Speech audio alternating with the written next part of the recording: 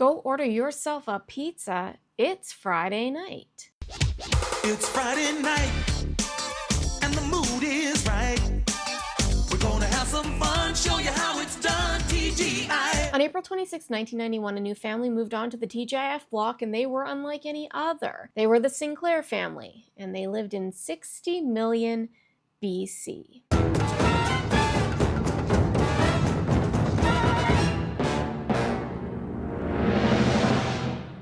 Honey, I'm home.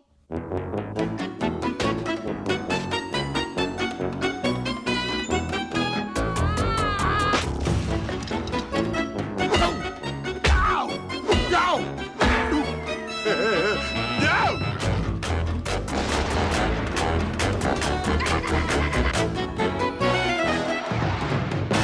6 years before Dinosaurs entered our living rooms, Lisa Henson approached her dad, master puppeteer and cultural icon Jim Henson, and told him she wanted to make a dinosaur-themed movie or miniseries. She was inspired by the book The Dinosaurs, so it was only natural that they brought him on to help them develop the idea. With a generous $20 million budget and an additional $5 million for research and development from Disney, the three set out to make their film. The working title? The Natural History Project. The technology that would eventually be used for the film was created and honed on the 1990 live-action Teenage Mutant Ninja Turtles film, where Jim used a blend of puppetry, animatronics, and live actors to bring everyone's favorite cartoon turtles to life. Eventually, development of the Henson's Dino movie ended up taking on the form of a TV sitcom, one that would harken back to the days of 1950s classics, but with dinosaurs. Unfortunately, Jim wouldn't get to see his hard work come to fruition, as he would pass away less than a year before the show premiered.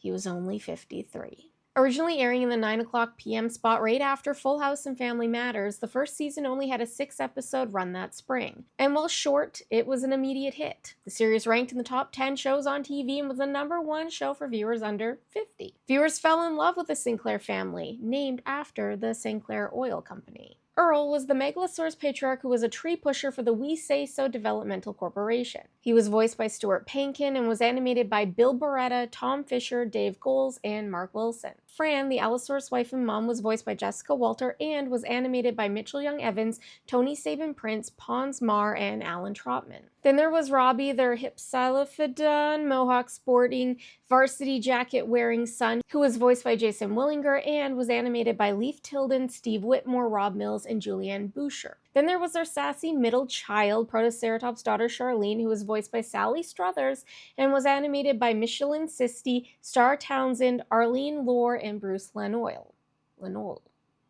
And of course, Baby Sinclair, the naughty Megalosaurus baby known for his iconic "Not the Mama" tagline, who was voiced by the one and only Kevin Clash and was animated by Terry Hardin, Juliana Boucher, Kevin, and John Kennedy. There was also Fran's Edmontonia mom, Ethel, who loved making fun of Earl and was voiced by Florence Stanley. She was animated by Brian Henson, Jim's son, Ricky Boyd, Kevin Clash, David Greenaway, and Julianne Boucher. Because the first season had done so well, ABC decided to move it to their Wednesday night block of programming, hoping it would not only hold its own, but carry the entire block of programming.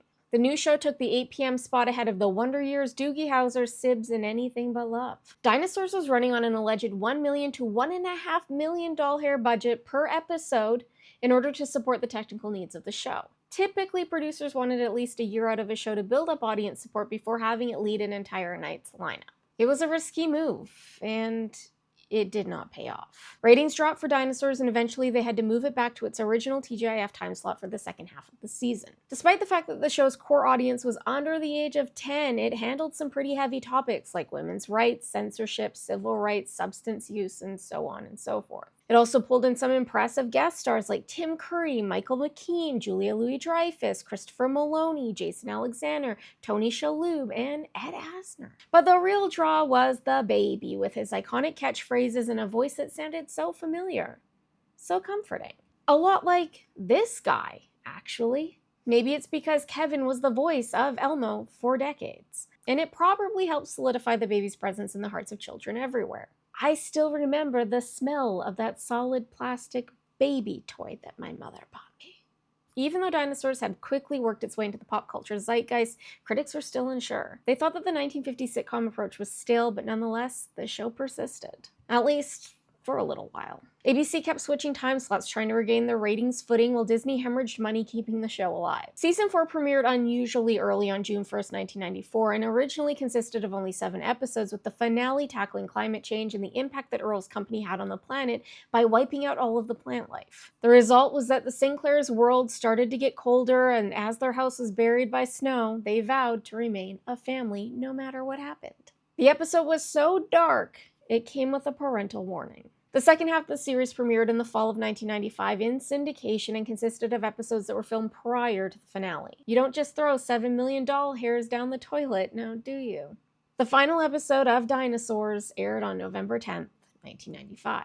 And while our dear Sinclairs may have gone tenderly into that good night, their voices did not. I'm sure as I show you their faces, you'll realize just how much you've actually seen some of them. Stuart Pankin is well known for his roles in Congo, Aladdin, and Honey, We Shrunk Ourselves. You might know Jessica Walter better as Lucille Bluth, and she also voiced Mallory Archer in Archer. Now, Jessica passed away in her sleep on March 24th, 2021 at the age of 81. The season 12 finale of Archer was dedicated to her memory. Jason Willinger went on to do more voice work, but hasn't really been in anything since 2016. Sally Struthers was already an icon before landing Dinosaurs, but she also played one of my favorite characters on Gilmore Girls, Babette. Babette, Maury, and Cinnamon. I loved them. Another icon, Kevin Clash, was Elmo's main puppeteer until 2012 and continued voicing him until 2015 while also contributing to many other voices during his time on Sesame Street. He also voiced Splinter in the Teenage Mutant Ninja Turtles and most recently appeared in The Dark Crystal: Age of Resistance and as a puppeteer for Fraggle Rock: Back to the Rock. Florence Stanley was a very recognizable face from My Two Dads, Nurses, Sybil, The Simple Life, and as the voice of Packard in Atlantis: The Lost Empire. She passed away on October 3rd, 2003 due to complications from a stroke. Florence had been married to her husband Martin for 52 years at the time of her passing.